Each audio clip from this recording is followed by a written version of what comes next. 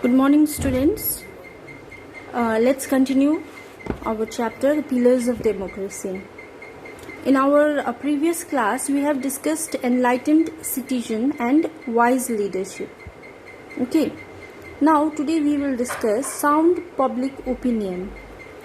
Public opinion as a decision-making mechanism plays a major role in a democracy. Public opinion means we are the common people, right? We are the public, and our opinion matters a lot in a democratic government. Okay, so our opinion, the government or the media or the official executives, they have to listen to the public opinion and they have to focus on their public opinion. A democratic system grants people the right to formulate sound public opinion and the right to express it properly. No democratic government can ignore public opinion. If the government ignores or suppresses public opinion, people can remove it in the next election. So, government as well as the officials, they have to listen to the public opinion.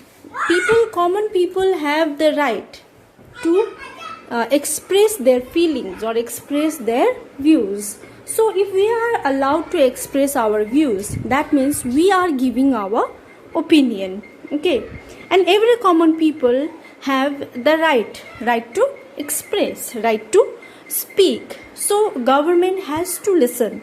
A democratic government, and democratic government cannot suppress or ignore public opinion. So what is public opinion? This is the question, okay? The wishes of the people on any issue or problem may be described as public opinion. It may not be the opinion of all the people. It generally is the opinion of the majority of the people. At times, even a minority may express an opinion which may be in the interest of the entire community. Enlightened citizens led by wise leaders can create a sound public opinion. There are many agencies such as political parties and mass media that help in formulating public opinion. If these agencies function selflessly, the country will have a sound public opinion, which is so essential for a democracy. Now, what is public opinion? Public opinion is that if there is a problem or if there is an issue, and if the majority of the people are saying something regarding that issue, that is called public opinion. Government will listen to the majority of the people. If common people are saying same thing, let's take an example of there are 100 people, and out of 100 people, 70 people are saying the same things, that we have to do this on this matter. So the government will listen to the majority of the people because 70 people are saying the same things. But in some cases, even minority of people can also give their opinion and government will listen to them. And what are the ways through which the common people's public opinion can be heard by the government or the officials? This is through political parties and mass media.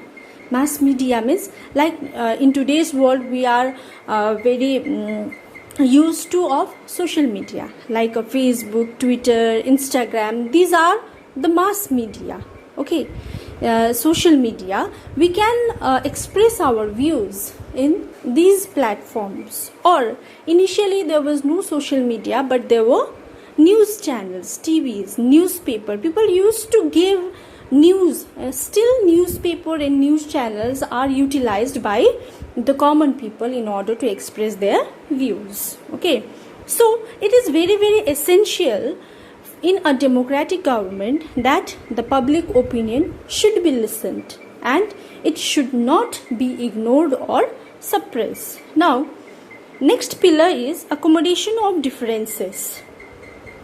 A democratic government is run by the people, run by the party or a nation of parties or a coalition of parties that gets the mandate of the people in terms of majority of seats or votes. What happens to the minority then? Can they be ignored or neglected? No. In a democracy, every group, however small it may be, must be allowed to voice its opinion. Tolerance and inclusiveness are important features of democracy. Now, in a democratic government, there will be an election. Without election, no country can have democracy, right? But in election, if the majority, the party which gets majority of the vote, they will be in the function.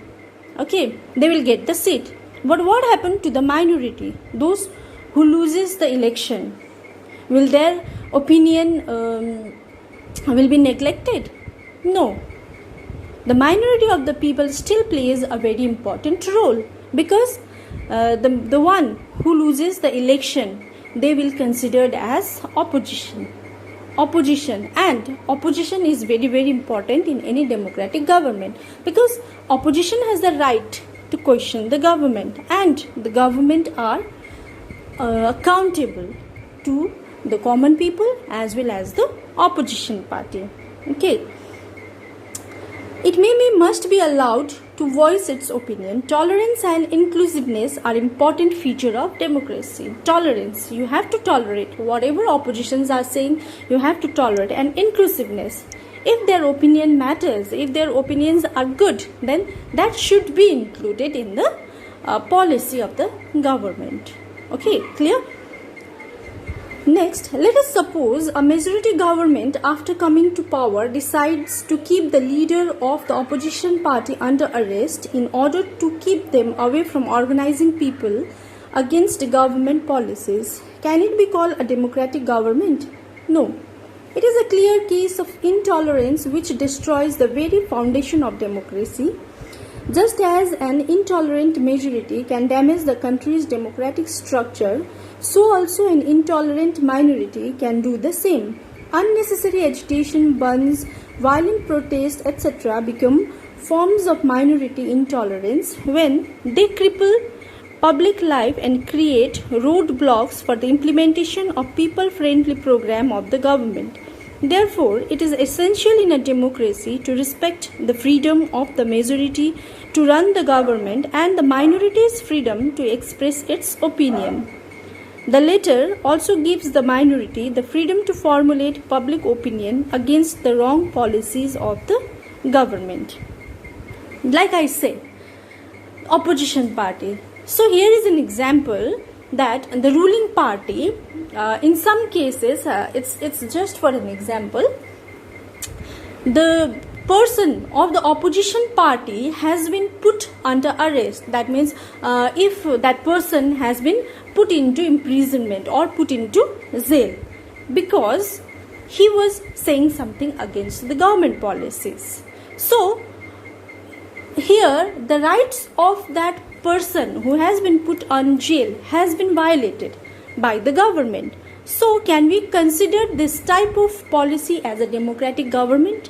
No, clearly no. Because in a democratic government, whether it's opposition party or a minority party or a majority, every individual has the right to speak, right to voice out their feeling. So the government or the ruling party cannot put that person in imprisonment. Okay, this is clearly a case of intolerance. Okay, the government has to listen to that particular person. So opposition parties sometimes, in order to voice out their opinion or in order to show their protest, they used to do strikes, burns, roadblock or rally, etc. And the government has, the constitution, our constitution has given this freedom to all the political parties or individual to have rallies or protest or gather. Okay, this is called a democratic government. If the democratic government, the ruling party suppress the voice of the opposition party, then we cannot consider this type of government as a democratic government. Clear? So even the minority has the power to express their opinion. They have the freedom to express their opinion, and the minority sometimes voice out their feelings against the wrong policies of the government. We cannot say that the government, whenever they make some policies, that is only for the development of the common people. Sometimes that policy might have some disadvantages, or that policy is not good for the common people. In that case, the minority, the opposition party, can voice out or can have their public opinion. Okay. Tolerance is a virtue which makes for a successful democracy. It is needed among political parties, individual communities, religious bodies, and the society at large. All should respect the rights and views of others. Since ancient time, India has been known for its tolerance. It has welcomed different races, faiths, and ideas of people. India's unity in diversity makes it unique among world nations. Now, tolerance. Tolerance means government has to tolerate whatever people are saying. Okay. If you are from a different religion and you are the resident of India, you are the citizen of India, then you have the right to voice out your feeling. Government has to tolerate that. Okay. And tolerance is the virtue which makes a successful democracy. In order to have a successful democracy, there should be tolerance. Okay. Now, our India is a vast country where you will find a diversity of people. Diversity means different types of people, different races, different language. People used to speak different languages. They used to have faith in different religion, and everything has been different from each other, but still we all are united. India is a united country. So this is one of the unique feature of India. Okay. There are different political parties, individuals, communities, and religious bodies and society. You will find these types of differences in every state in India, and their voice has been heard by the government. So this is called tolerance. Okay. So the meaning of accommodation of differences means a different opinion. People used to have different opinion. Opposition party used to have different opinion, and sometimes a majority of people government used to listen the views of majority people, or sometimes the minority people. Accommodation means to give. Accommodation is to allow to stay. Okay, we can say that if you are staying in some room, that means your accommodation is there. You are staying over there.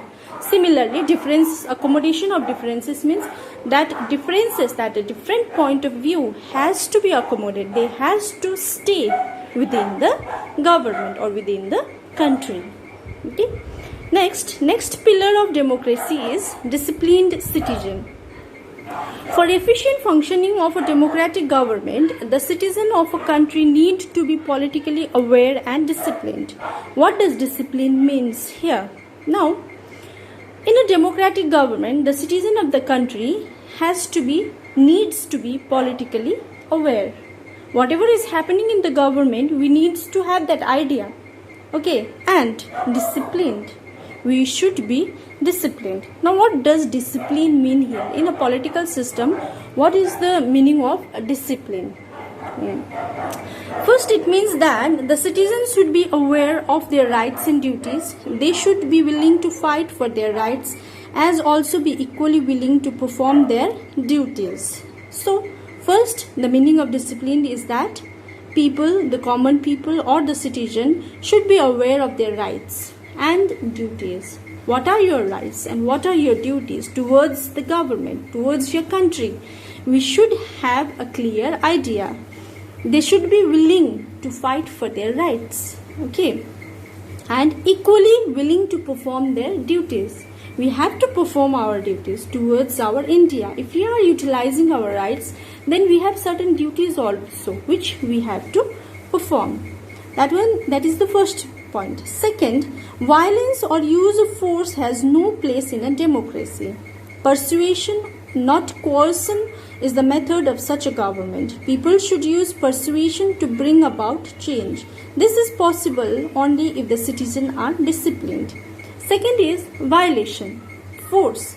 There shouldn't be any violation or the force. Like for example, what are violation? Riots or murder or fights. These are the violation. If people are doing this, that means they are not disciplined. They are indisciplined, right? Like in your classroom also, when two students are fighting with each other, what do you say? Are they disciplined? No, they are not disciplined because they are fighting within school compound. Similarly, citizens should also be disciplined. They shouldn't fight. They shouldn't create violence within the country. Third point is, freedom being the essence of democracy, disagreement are unavoidable. People should respect the views of others even if those views are in sharp contrast with their own. Thus, enlightened, tolerant and disciplined citizens are an essential condition for the successful working of a democracy. Third point is that people should respect others' feelings. You should respect your friend's feeling. You should respect your family's feelings, or you should respect you should respect other people's feelings. If there is no respect, if you are not respecting other people, then you are not disciplined, right? So this is the third point. Respect. People should respect the views of others. If your friend is saying something regarding this online class, you should respect his or her feeling, because he or she might be feeling something, right? You cannot question them. That is their feeling. So you should just listen and respect that feeling. That is called discipline. This is the third point. What is discipline? Okay. Thus, enlightened to give knowledge, tolerance. You have to tolerate, the government have to tolerate the views of common people, and disciplined citizen are an essential condition for a successful working of democracy. In order to have a successful democracy, these things should be maintained properly in a democratic government. Clear? This much for today. We will discuss disciplined political parties in our next class. Okay?